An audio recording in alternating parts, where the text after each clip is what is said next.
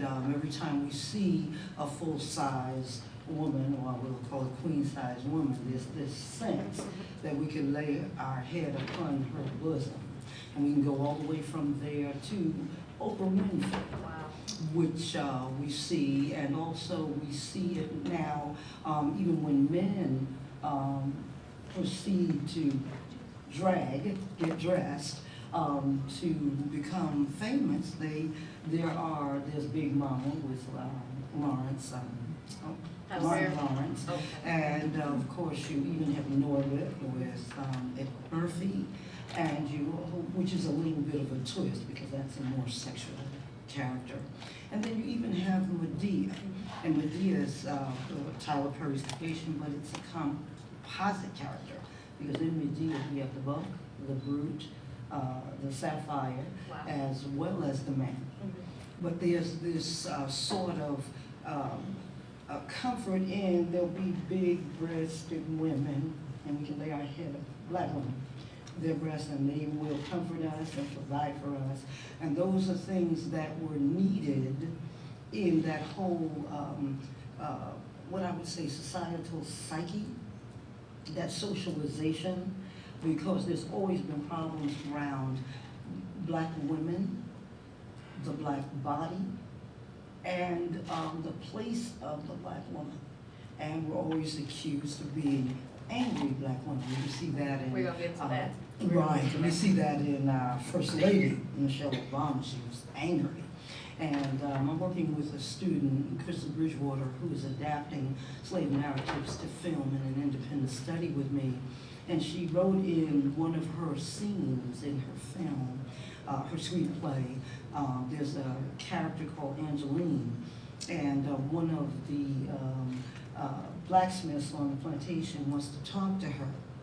And he tells her she's too pretty to be so mean. And she said, I ain't mean, I'm busy. And in that very phrase, it's this sense that we're understood, and this stereotype of mammy is the one that we want to, that is there.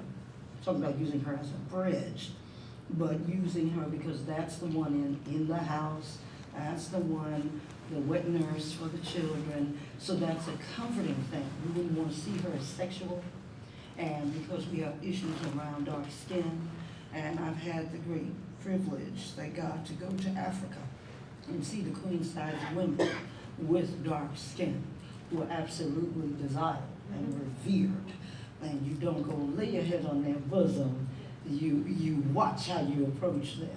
So when we look at how that, all these stereotypes we'll talk about eventually, they are needed as a way to create understanding of black women, and not necessarily our understanding, but someone else's, because we are the people who was presented. We didn't get to present ourselves, and we were presented by others, and primarily people who were oppressing us. And the hardest part is that it carries on. In some ways, you might see us act like the stereotype, because that's easily understood. You can get to Hollywood acting like that. You get props, as opposed to being an authentic, 100% genuine African-American woman with her own self-definition. That's way too scary. Dr. Dunn, I see the wheels turning over there. No, because she says, and I'm saying amen. Go ahead. I'm not in church, hold it in. But yeah, to echo my colleague, what's interesting about this mammy imagery, in addition to all she's laid out historically, is that in contemporary configurations, we have sort of this sort of, double bind here. Because it's not just white folk representing, or mainstream culture, right, representing our mamas, or our big mamas, or my dear, or man, right? We also have largely black males, black men, and you mentioned Norman and Martin, who are participating in that. So we had A Raisin in the Sun, and Lorraine has very wonderful, wonderful play, right, A Raisin in the Sun. However, even when we look at this iconic play and this important play, it does set up something that we see continuing in contemporary culture, in that Mama is that character whom we sort of mythologize. I mean, she's this sort of larger-than-life figure who is all-wise, all-knowing. I mean, from her flows the strength of the family, right? She's that figure that keeps the family together. And that's why we see in the later movie Soul Food, I'm sure some of you saw the movie Soul Food that then spun off, right? The series, that Mama is that figure when she's lost, right? Even when she appears in the series, she's that figure who always has the right word, the right, I mean, she's not really even then, she's something sort of other than almost flesh and human, because there's something very spiritually always sort of like, that's better than kind of the rest of us, or more wise. She's like that small G God. She's like exactly. And so even in that treatment though, here's what's interesting, even in that treatment, and we see it in Erasement in the Sun, we also see this antipathy to her, right? We see this way in which at one, she is that figure who is, wonderful, but she's also a bit scary in the sense that because she's so powerful and she's so all-knowing and she's so wise, she can potentially castrate, right? And this is something we think about the mammy as constructed by white folk, but I'm saying even in Black popular culture, we play out this sort of sense that having this type of female figure is in some ways very disempowering, right? To a Black man trying to come into his manhood, trying to come into his own, right? So Walter is right, trying to come into his own and being a man, and at the end of the play, Mom's like, he really come into his manhood today, didn't he? Sort of like a rainbow after the sun, and so forth and so forth. Then we see in contemporary culture that in Medea, we see it played out in Big Mama, that she is that great character who's all wise and knowing, but she's also kind of scary in the sense that her femininity is so overwhelming. Her spirit is so overwhelming that she could possibly overwhelm, right, Black manhood at any time. And of course, traces of that in the Daniel Morningham report of '65, where you got that. So I'm saying, it ain't just white folk and mainstream culture that sort of also contribute. It's also largely Black male too. Creators, comedians, actors, right? Writers of sketches from In Living Color on and so forth, that continue to also signal that she could be threatening, could be a little bit threatening there, to the potency of Black manhood. Dr. Johnson? Yeah, actually I want to kind of take both of the comments that were made a few minutes ago and sort of think about them together, because one of the things that I do a lot in my work is talk about negotiation, and I feel like real Black women are in the process of negotiating that historical figure, the remnants that are left from that in terms of culture. But then I'm glad that Professor Dunn mentioned sort of the way we characterize Black women ourselves. And so in some ways, we're always in the process of negotiating that. We're always, trying to be who we are authentically in the midst of both of those things going on at the same time. So I think it's just really interesting to think about how do we negotiate that historical space with, this I don't know what should we call it, cultural practice of celebrating and or making fun of men. Right? Or my dear, if you want to use a term of endearment versus, mammy, which I think has a negative connotation because of its history in slavery. Absolutely, absolutely. I mean, we all, how many of you have a Big Mama? Or had a Big Mama? That's right. Yeah, absolutely. So she's turned into Big Mama, but, she originated from Mammy. And the thing is, we don't want to discount the power of Big Mama. We Big don't Mama got want to some power. turn away. What it is taking in a sort of misrepresenting, not Lorraine Hansberry, of course, but in that we are here because of those mamas who were very big in our lives, who sacrificed, who did have the wisdom, and who, matter of fact, white people have changed because Big Mama ain't in the house raising men, okay? Wow. Women who are domestics, and they tried to make it all cute in the Help movie, but if you notice it is a vital role. And the reason the men were emasculated, we have to look at the whole social structure of slavery.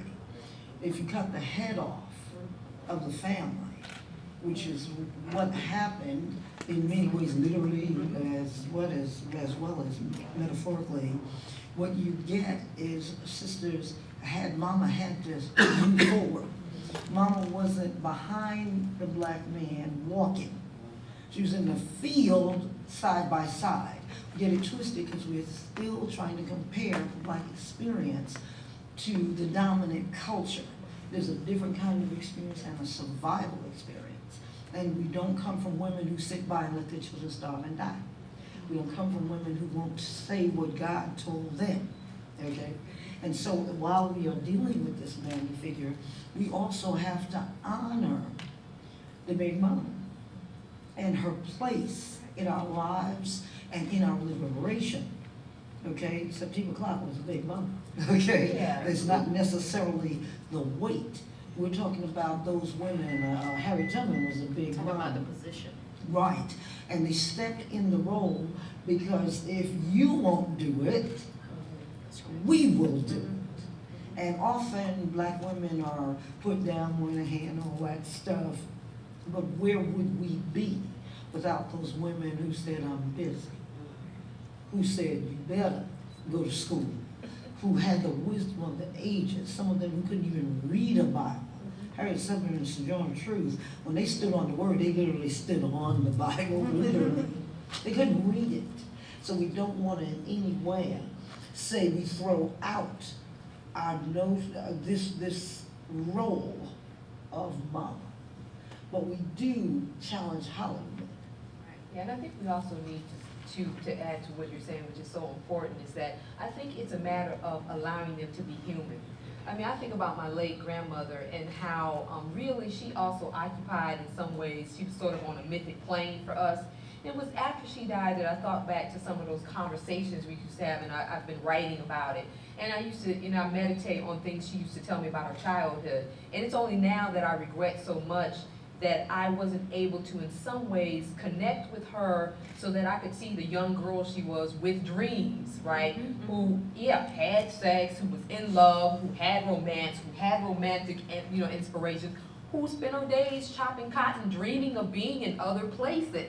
And I think that we have to kind of also, sort of rescue them from this mythic plane, where even for us, they are other than almost flesh, so to speak, because they were flesh and blood and real women and real human beings. And a lot of times we have them in a very narrow, confined, I think, even in our own minds in terms of who they are, because we only know them as our mamas, as our grandmothers, right? And not necessarily as women with their own individual sort of regrets and dreams and They were authority figures. Exactly, to us. right.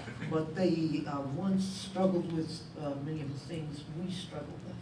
Absolutely, today. absolutely. And more. We're going to move on to the next stereotype. It is the Jezebel.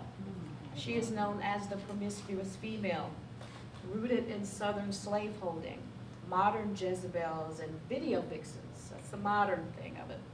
Is it fair to say that by characterizing black women as seductive and insatiable, that it created a space for white moral superiority? How does the media keep this stereotype alive? And we can also credit a lot of our young brothers and the hip hop movement with helping the whole world to call us bitches and hoes and all of those kind of things. Excuse my English and French and all of that. But there is this very serious issue around black women and sexuality, which to be good black women, you're not supposed to have sex. If people thought of sex going on in the White House, they'd faint. They don't. We are still very Puritan and rather immature in our development around sexuality as a right and as a absolutely natural part of being alive and a birthright. And so when black women, I think that all the issues around the black body, the writing that's been done, really talks about that. America has not been integrated 50 years yet. So the other, which is what we were and what the whites were to us. So we see all these issues around it. It was important to label women as sexual, then we don't have to deal with rape. We don't want to deal with that on the plantation, right? And the improper perspective of women and treatment of women. So they bring it on themselves. And we can see it play out over again and over again, whether in the Mike Tyson trial, if you remember, she went to his hotel, so she knew what time it was. 2 a.m. Yes, see, that no good woman would be out there Right. at 2 a.m. like she doesn't have a right to ride and go where she wants. Even in a court case, they ask, were you wearing pantyhose? Things like that, because it is always the woman's fault. Even in some religions that don't allow men and women to connect, because there's only one relationship between men and women, and it's sexual. Why? Because if she's a sexual being, she has no mind, right? She has no purpose except to satisfy a man, and she's objectified. It's another way, the Hottentot Nina. Oh, yes. Sarah Bartman, just stare at and use and discover. That's right. That's right. So that's part of that. So would Josephine Baker be considered a black woman who portrayed the Jezebel stereotype in a positive way by using her appeal to cross enemy lines and speak out against violence and segregation? Well, you know, one of the things that when I wrote my my book, The Bad B Book, it actually is a discussion that discusses the B word and the way that women, just like the N word, have tried to flip it into a term that's not just in hip hop, mind you, because there was a feminist manifesto by some white women that was called the B Manifesto in like '71, mind you, that said a woman should be glad to be a B if it meant resisting male dominance, blah, you know, so forth and so forth. But one of the main questions that motivated the whole discussion of, you know, blaxploitation cinema and the way that people like Pam Grier and Tamara Dobson, Cleopatra Jones, were portrayed in those films, really came out of considering Josephine Baker on upwards through the Janet Jackson moment when that little glare of breast, right, seemed to just totally scandalize America, although breasts are falling out of tops. In Super Bowl commercials and so forth 24/7, right? As we know. So that hypocritical moment. But one of the things that I ask in the at the beginning of the book is that how much can a black woman in the public sphere, all the way up from Josephine to the Beyoncés, control and dictate, right, the terms of her commodification? How much is she empowered over representing her sexuality at great material gain, right? But there's still problems and implications with, you know, who's really in control. Does she have other alternatives? Can she be other than this person who represents herself as sexy in the way Hollywood and celebrity culture always represents it? Does she have actual options? What would it look like to see a sexy black woman in the public sphere who was not representing herself according to all of the sort of glitz and, you know, blonde, you know, weaves and just the whole, you know, the whole notion of what beauty is, from the long hair to the what have you? What would that even look like? Would we even recognize that, right? So even though we have problems and issues with, here's Josephine Baker, who danced naked and who people like Picasso called the Black Venus, and who said they wrote about her in European papers and said that she embodied the primitive, and she most certainly used, manipulated to her, you know, right, to her benefit in terms of being able to live the type of life and lifestyle that a little black girl from the South in America could not hardly achieve, right, in the U.S. This is true. But at the same time, it did create a sort of box. Because at the same time she's doing this, it's the early 20th century when black folk are doing things like they're going to Harlem and slumming in places like the Cotton Club because they're trying to get a little bit of the primitive. I mean, clubs where black folk couldn't even go and patronize it, but they came to see black folk dancing all, you know, sexually on stage because supposedly we're closer to the sexy and the earth than they were, right?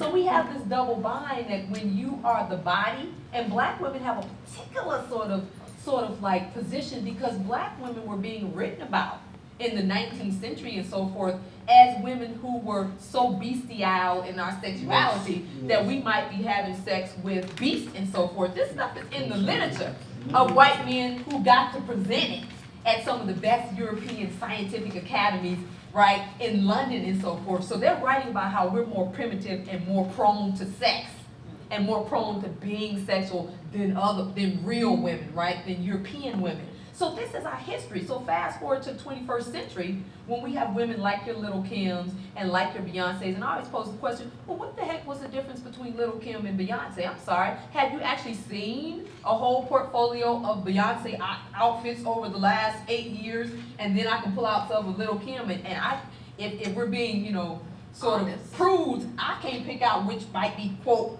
more revealing, although the one is endorsed as really emulating. Right. Emulating Hollywood culture in a way that is endorsed and okay. It's more Eurocentric looking, it's more approved and so forth. So I think the question is this: how do black women own their sexuality in ways that are empowering, but at the same time is outside of the box of the way we've been represented, and how can we sort of navigate around our own discomfort about always being talked about and treated as the whole, right, as the Jezebel. Even our lovely Dorothy Dandridge, the role that she was nominated for is a role, I just showed it to my class. They had never seen Carmen Jones. Now I'm at Morehouse College. It's a class full room of men. And I'm having to stop the movie because they're making these comments in the film, and I'm like, whoa, wait a minute. And they're saying, so she got what she deserved, and she, she strangled at the end of the film. Yeah. Did I mention that? So, and they're like, well, she just, at the same time, they're like, oh, she's hiding. Oh, he should throw over the nice girl, right? Then they're, by the end of the movie, like, oh, she deserved to die. Look at it, she seduced him, and she did this, and I'm like, he wasn't involved in following his, so you see what I mean? So even within black culture, we have these difficult conversations where it's not just, like I said, white folk out there or mainstream culture.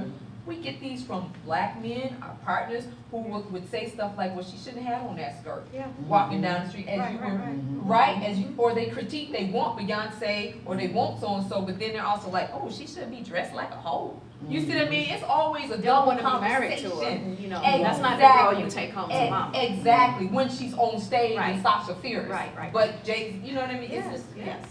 Dr. Johnson. Well, yeah, I'm really glad that you mentioned commodification, and one of the things I was thinking about, if we look at both the way the Jezebel figure was used to justify the exploitation of black women's bodies during slavery, and if we look at the way young black women are being used today, I mean, somebody's making a lot of money, right? A lot of money. And it's not, right? Now, there may be a few people like Beyonce or Jay-Z or some other, who get the benefits of that, but I mean, I think if we look closely at the structures that make this, one of the only viable options for some young women, or at least they believe that this is their only option, I don't want to call it selling your body, but, I mean, it is what it is. I mean, you are being sexy on camera and being paid to do, and again, that's not to denigrate or, denigrate what these women can do in terms of talent, if they can dance, whatever, all of those things. But I think the problem that we have is that we have this history, right? And we have these stereotypes. We also have real black women who are trying to do the best they can to make it day to day, trying to sustain relationships with all of these other notions about what it means to be sexy, what it means to be a good woman, what it means to be, what it means to treat your man right, all of those things. I mean, that's all sort of dictated by, these messages that we get. And I think, for young girls, they don't necessarily have the filter to understand. And I think we need to have more conversations like this, with women from various generations where we talk about, okay, that's what you see on the screen, but who are you inside? And what are your goals? What are your dreams? And those things. And so if you want to dance on camera, okay, fine, let's dance on camera, but make sure that it is your decision and that you're the one who is controlling your destiny and that you are the one who are truly benefiting from, you know, your, so to speak. But yeah, this also makes me think about reality television as well. And I think that's a space where we see Black women's, we can say bodies and behaviors. I mean, we think about, you know, the use of violence and the way people fight and carry on and throw drinks and all that. I mean, yeah, this is another kind of performance of Black womanhood that one could argue is closely related to some of these other images like Jezebel. I mean, if you think about wives or any of those wives in the title, most of those people are not. In that way. And they've been with him for how many years? 15, 20 years, no commitment, you know, no marriage, sometimes not even acknowledging them in public. And so then you give them a platform, right? And you say, this is not only a good thing to do, but it's also, especially when you put it on for the public. So Absolutely. I Absolutely. think we're talking about sort of the function of, you know, Black women and black women's sex. But it's starting so early now. I had a first grade teacher ask her students about, you know, what you wanted to be, and when she went around the classroom, and one little girl said, I want to be a video dancer, and the teacher was like, what does that mean? And she said, you know, the girls on the videos, you know, with the, and the teacher was just shocked. He was so shocked, but it's starting so early. They're thinking, this is all I can do, and I want to dance like her. Yeah. I want to be like her. I want to wear what she's, because she's getting so much attention. And it's really sad. And they're valued far more than Black women sitting here. Her heroes ought to be the women Right. in her community. My heroes were my aunts, or the mother of the church, or the librarian. And certainly the slaves. You know, I had my also celebrity heroes, but They weren't naked dancing on the pole. no name.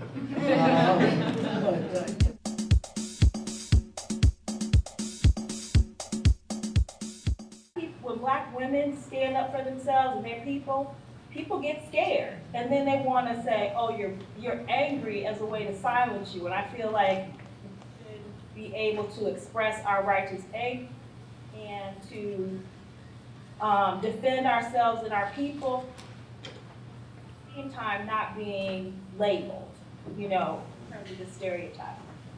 There's a, and thank you, Dr. Johnson, so much. You know, an iconic. She does such a beautiful job of engaging a lot of that. You know, I'm a big fan. Okay. But I've been also, you know, working on an article really the last couple of years, which I'm saying in public because this means I'll finish it because now I'm going to be held accountable. This article that has been called "I Am Not My Hair: Political She-Roles in the Media Crossfire," and it talks about that. And I just want to read a quick excerpt. About Cynthia McKinney, who I think is a really good example of us talking about something like this.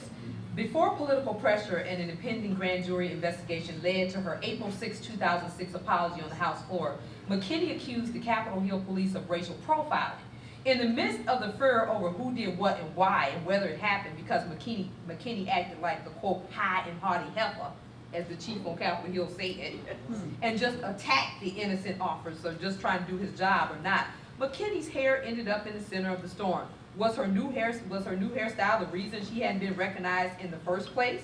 Neil Bortz, at the time, you know, still on the show, commented on the whole affair on March 31st of that year. And he said that really, maybe she was, you know, she had, that incident had happened because she had gotten a ghetto trash haircut that made her look like a ghetto slut and a welfare drag queen. His exact words. He went on, there was backlash, of course, but it was absurdly quiet, particularly in light of the outcry and the outrage over the Imus nappy-headed hoe comment, if you recall, which was back then. So McKinney's persona was very much entangled with the familiar cultural stigma against perceived uppity or troublemaking, loud, sassy, abrasive, irrational, potentially dangerous Black women. The sapphire or Black betrothed, close cousins, meets a more contemporary version of the Black female persona, the angry Black woman. This hovers over the way Black women figures such as McKinney are subject, to that. And I read that because that was one of the sort of like it really went public when he accused her of basically being, he said this, his own words, a wild woman who had gone wild. And if you read a lot of the reports and statements of congressmen and things they've said about her, for example, they've said things like, she's very angry and she's very haughty. She's like she's the Black woman who was a usurper being in Congress in the first place, right? And then she's out of her place, number one. So she's already particularly dangerous. And what's interesting about this is that as we consider Michelle Obama, I always have mixed emotions about our First Lady's role, not about her. I love her to death, and I just think that she has personified so much of what we've known to be true about ourselves and one glimpse of who we are. But what I have felt badly about is that here's a brilliant woman, right? And I wonder if she had not been taken on site. Remember was it the New Yorker cover that figured her as basically sort of like out of control Angela Davis with the whole arm raised, like, oh my God, they're gonna come in the White House and it's gonna be insurrection against America, they're both anti-patriots, right? And I wonder though, if she had not come in office, teamed with the comment about being proud of her country, and been a Black woman on site, an imposing figure, a tall woman, a strong woman, a very brilliant woman, a very articulate, well-spoken woman. My question is always, I wonder what role she really would have chosen for herself, because here's the thing, she had to ease white folks' mind, and some Black folk too, that she was not going to be the angry Black woman behind the man, pulling strings that were contrary to the American tradition or the way the government should be run. So she had to work overtime to adapt a role that would be non-threatening. Let's just keep it real. I mean, here's a brilliant woman in terms of policy and all that. Let's keep it real. Would she really have chosen, and this is no disrespect to that because it's a very important mission, but I doubt very seriously if the childhood obesity thing would have been the choice. What I'm saying is that was a direct result of that she had to stay in her role, stay in her lane, so it had to be connected to a maternal sort of role. It had to be connected to something that wouldn't be viewed as her intelligence or brains getting in the way or influencing policy. So she had to play down the fact that she was his boss once and that she was really the one who had arrived before he had. And she had to be this person who really, and she had to keep repeating to death, my first priority is the children. We already know that, but she had to, and she has to keep saying it, that my first priority is always the children. Oh, and no, I don't comment on that. Well, now let's keep it real. Here's a brilliant woman, very policy, like, her and Hillary Clinton. Of course, Bill Clinton discussed stuff with Hillary, and you don't think that he never discussed someone, and you got this brilliant partner that can actually get what you're saying and break it down ever? But in public, there's this way in which she always has to constantly de-arm America's typecasting her as potentially this angry Black woman who would then drive him to go really amok, you know what I'm saying, at all times. So she is constantly having to play down and not come across as an angry Black woman and be so careful. And God, to her credit, under constant pressure, she has done that in terms of her speeches. Every word she says has to be a reaffirmation that she is non-threatening, right? That she's very non-threatening. Yeah, and if I could just follow up on that, I mean, one of the things that I talk about in the book early on is the fact that Black women, I analyzed a postcard of Sojourner Truth that circulated during, the campaign to abolish slavery, and at the bottom it says, I sell the shadow to support. Oh God, I can't believe I forgot it. I sell the shadow to support, promote the substance, or something like that. Promote's not the word, but the idea is that Black women will take great pains to manage their public persona in the service of some other bigger goal, whether that be making sure that her husband stays in the White House, making sure that people take abolition seriously. So this process of cultivating this, image is I think, directly related to the way in which stereotypes are hurled at Black women on a daily basis. You know, so yeah, I talk a lot about that, and you know, I think it's complicated because on the one hand, I agree with you. You know, every time they say how beautiful Michelle Obama looks, I'm like, I know that, but I want to know what she's thinking. Like, I want to hear her say something. Yeah, I love her in that red dress, but you know, preach, sister, something. You know, I feel like there's just so much more that we're not seeing.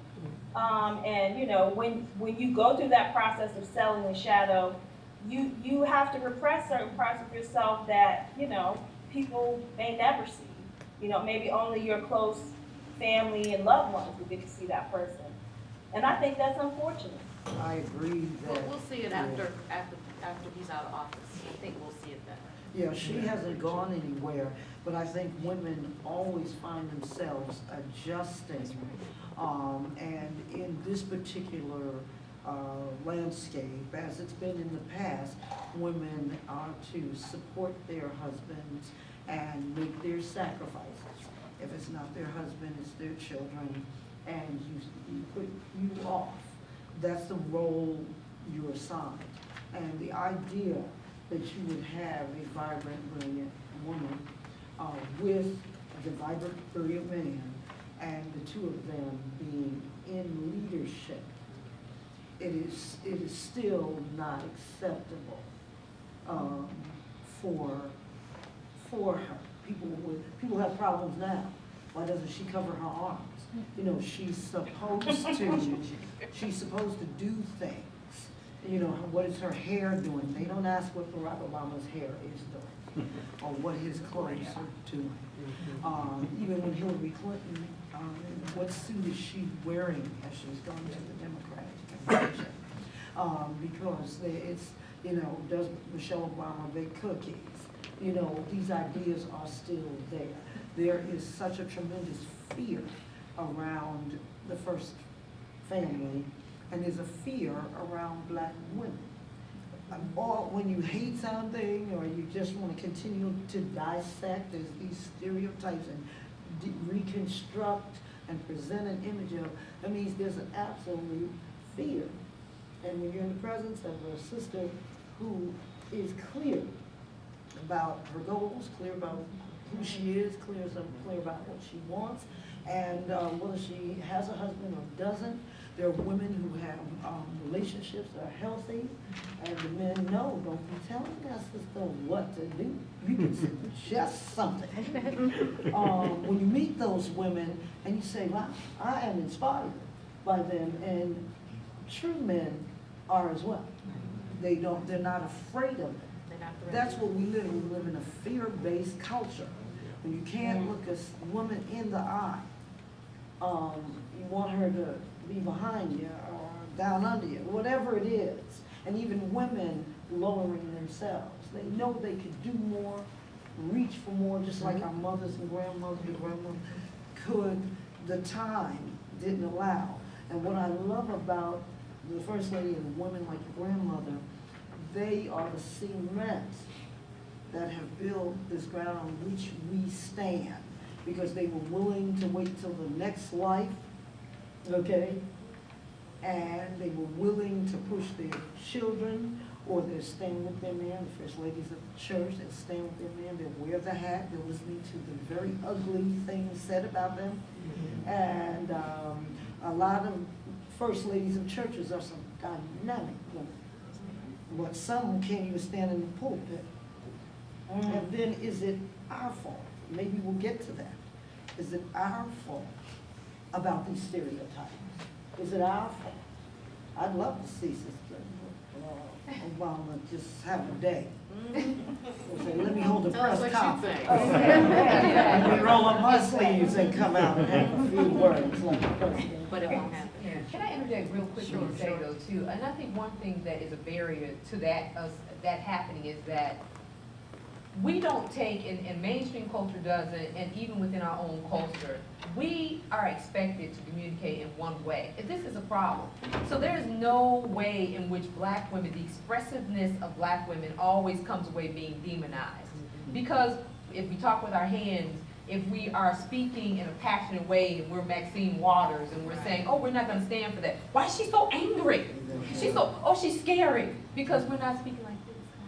I think people should do, and she's not asking. And whenever we are forceful, right? When we are forceful, when we are just speaking because we have different ways of language, and that's not appreciated in the wider mainstream culture. So it's instantly, why are you getting upset? Why are you so, and emotion is seen as this really sort of like, right, proof positive that you are dangerous and that, oh, she's about to get out of control. And the woman could be making this very articulate point about policy. Exactly. And as soon as that happens, people go to the extremes because in their mind they've seen Do the Right Thing in enough movies where she's like, Mookie!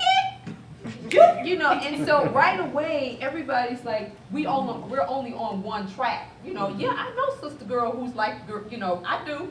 But I know all kinds of sisters for whom, you know, that wouldn't be the way they express anger or what have you, but they're all, most of them really are passionate. I mean, my aunts didn't speak like that in terms of, you know, but I didn't take it as they're about to beat me every time because they're, you know, because they're trying to tell you a few home truths. And I think as long as we're demonized in terms of how our very communication, we're not going to be very much able to escape some of that angry black woman, you know. But if that's all they see on the reality shows, that's all And our movies, representation that's is right. on movies and reality shows. Yes. That's right. gonna be it. And don't we have righteous anger? Yes. There are times when you have to deal with something and Absolutely. deal with it clearly and effectively. And sometimes you ain't got time to count to 10. Right, and I don't have time to lower You know? my voice, especially if you press a button. You are gonna win the lottery with the system. You're gonna win it. For real. And wherever it may be. And I don't care how many degrees or not, See, that's right. see, She's gonna break it down, right? And I'm telling you, because I grew up with my mother, if something went down, it was in that moment that it had to be addressed. She dealt with it.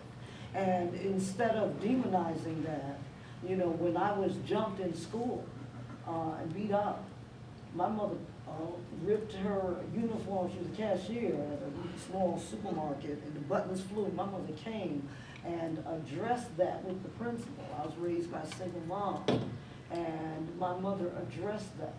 And she got some action. That's right. She demanded it. And for me, I saw my mother in action. And that was powerful. And so there is a place. Because if we deny our being angry about a few things, we will die up in We're here. gonna implode. Yes, We're and we gonna are implode. imploding. Yes. Weight gain and Yes, yes. hair falling out. Sicknesses and all kinds of things. My cousin Absolutely. Teresa would say, one day I'm gonna go berserk and ain't nobody gonna be left. Because she did enough. She did enough. All right, we're gonna move on to our last point, and it's a modern stereotype. It's the magical Negro. Typically, this stereotype is reserved strictly for men. The magical Negro is referenced as the blacks who arrive in the lives of whites with more knowledge and soul and go on to teach whites about life, thus making their lives better. Think of Will Smith in The Legend of Bagger Vance, or Michael Clark Duncan in The Green Mile. Octavia Spencer's character Minnie in The Help is an example of a female magical Negro. It isn't until Minnie comes along that the white woman copes with her infertility by channeling her anger and presumably her depression into frying chicken. And also you think about this modern day heroine, Olivia Pope in Scandal. Well, how many people watch Scandal? Yeah, everybody watches Scandal time. She's the modern day. So what do you think? What's to be gained by advancing this idea of a super heroine, you know, or super Negro, as opposed to the reality of a black woman? I wonder if it's a problem with, I think a lot of times the problem is in the extremes. I mean, so along comes, and somebody just asked me recently, so I'm writing about Scandal now and actually doing sort of a presentation on it next week at Kennesaw State, talking about Scandal and Django, among a couple of other things. But what's interesting about this Olivia Pope, which is inspired sort of like mass devotion, I mean, there are, you know, Mike Basin's on the radio, it's like, we're about to go get our scandal on, and you know, there's a whole party of, and black women are very devoted, and there's, you know, there's a whole contingent of black women who really, really love it. And I made myself watch it for a couple months straight, because I never dismiss a piece of pop culture that I haven't seen. I really don't believe, if I haven't seen it, engaged it, then I just need to be quiet until I have, because that's not the way to engage someone. So I watched it, you know, a couple of months. And here's the thing about the Olivia Pope character. I understand perfectly well why she would be popular. Because, first of all, over the last 20 years, how many black heroines have we had on Black network TV who is the star of the show, who is also presented as a woman who is really smart, ordering the people around her around. I mean, that to be funny, but that alone is, I mean, how many heroines do we have like that in the history of, in the last 20 years? I can go back all the way to Get Christy Love, and she wasn't really, but you know, it's really scarce. On top of that, and here's the other part, because people have a problem with it, she's also the woman who is desired by the white man. And that's a sticky little taboo issue, right? But how often, though, do we see a woman in the network drama? Usually it is a black man they paired with a white woman. He ends up, I mean, I'm sorry, that's the way, just in private practice, in fact, and so forth. But how often do we see the black woman being the one who is really the true love or the true desire? And I believe this taps a little psychology in us, that this is an acknowledgement in some ways of our beauty.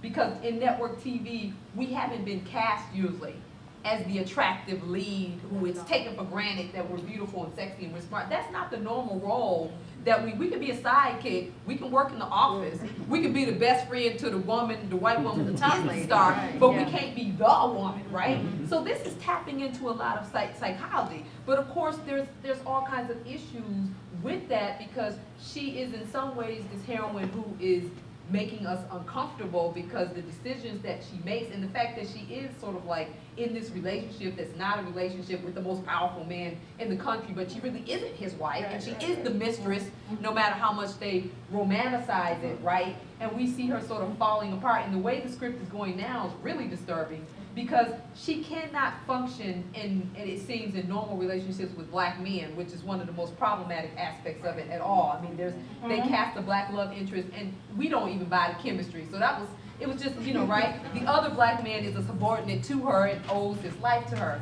So she is in this character, this role of rescuer.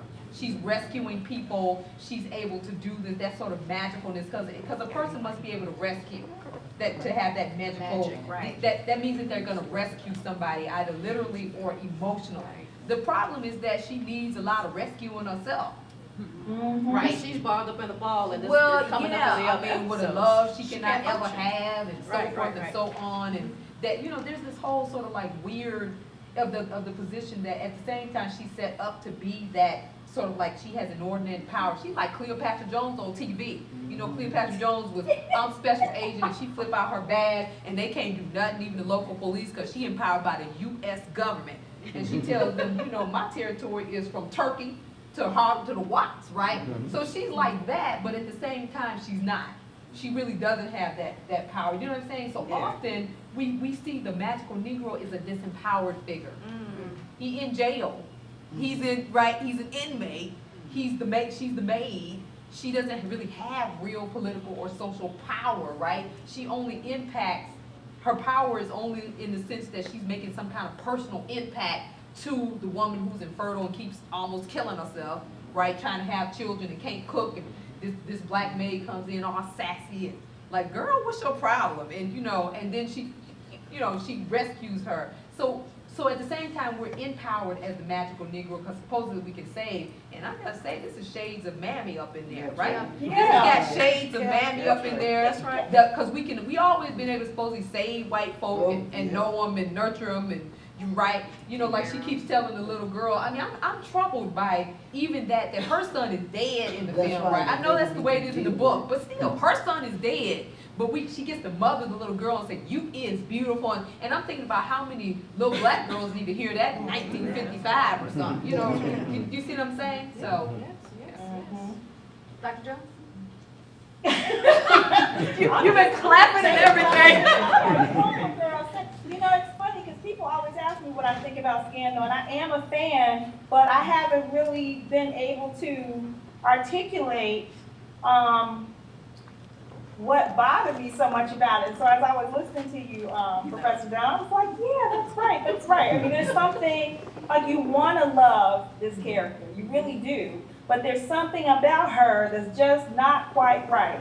And I mean, I think that is symptomatic of, you know, what we're dealing with, what we've been talking about. It's like, in order to make a successful show, you almost have to, in some way, harken back to those historical stereotypes in some way. And you know, I mean, Shonda Rhimes, I'm not mad at the sister. I mean, she is doing well. She has these 2 shows now. No, wait a minute, 3 shows. Didn't she do private practice? Yes. Okay, so I'm not mad at the sister, but I mean, I think she has to know on some level, right, what plays well with the public, right? And so one of the reasons why it plays well with the public is because we are fed these stereotypes our entire life, Black people and white people, right, in America.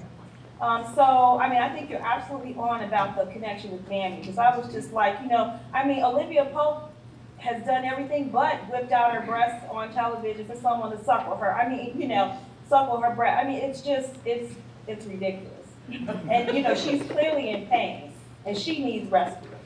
You brought up something, sister, that's really important. Is what keeps striking me is the permanency of stereotypes. They are there, they are capitalized upon. We use them even though it's against us. It's in the norm. I don't think it's going anywhere because in this society they're easy to understand and imitate, and they are haunting. I get more and more disturbed about people of African descent being under a microscope.